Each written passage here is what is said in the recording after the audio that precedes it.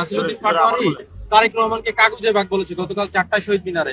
এটার বিষয়ে আপনার কোনো মন্তব্য আছে? এর জবাব আমার কাছে একটা পরিষ্কার, ছাগলে কিনা খায় পাগলে কিনা বলে।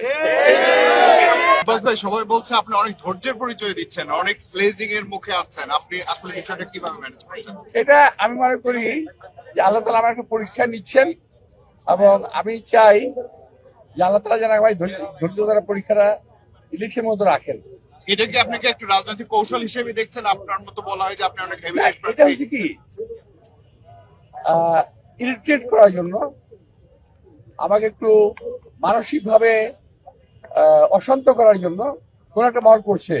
মানে ভাবটা এরকম যে আমাকে মারে না কেন, আমাকে মারে না কেন, তো আমি তো ওই জায়গায় যাবোই না। কারণ তারা যে একটা সিম্প্যাথি ভোট দিতে চাচ্ছে, ওই সুযোগ আমি দেবো কেন? আপনি কি এটা বুঝে চুপচাপ? আমি খুব ভালো করে বুঝে ফেলছি এটা। আমার বয়স তো কম হয় নাই, ওদের মতো আমার নাতির বয়স না ওরা, তো আমার তো এবার অভিজ্ঞতা হয়ে গেছে। আপনার তো অনেক অভিজ্ঞতা, এইবারের ইলেকশনের ক্যাম্পেইনের যে স্ট্র্যাটেজি অন্যদের আপনাদের সাথে সব মিলে একটু ট্রিকি মনে না, হচ্ছে। এবারে নির্বাচনে ওদের কোনো স্ট্র্যাটেজি নাই।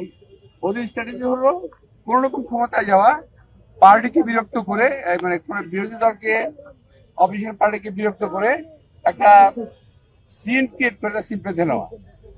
লাস্ট একটা জিনিস সবাই বলছে যে ঢাকা আর্ট হচ্ছে যে ভাইরাল আর্ট বলা হচ্ছে, এবং বাংলাদেশে অন্য যে কোনো আসনের চেয়ে আপনার এই আসনটা সবচেয়ে বেশি আলোচিত।